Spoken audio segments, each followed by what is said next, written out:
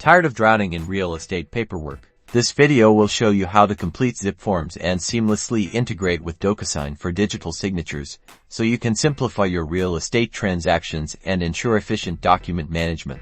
First, log into your Zipforms account. Then, select the form you need from the Zipforms library or open an existing transaction.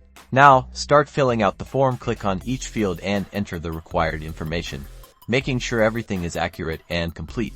Once you've completed the form, look for the Docusign button, usually located at the top or bottom of the screen. Click it to initiate the Docusign integration. Docusign will open with your Zipforms document ready to be signed. You can add recipients, specify signing order, and drag and drop signature, initial, and date fields to the appropriate locations. Make sure to assign each field to the correct recipient by selecting their name from the drop-down menu.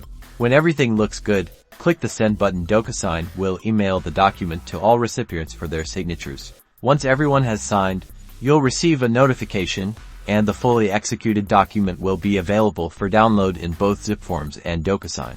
Congratulations! You've just streamlined your real estate transaction with Zipforms and Docusign. Be sure to like this video and subscribe for more real estate tech tips. Happy closing!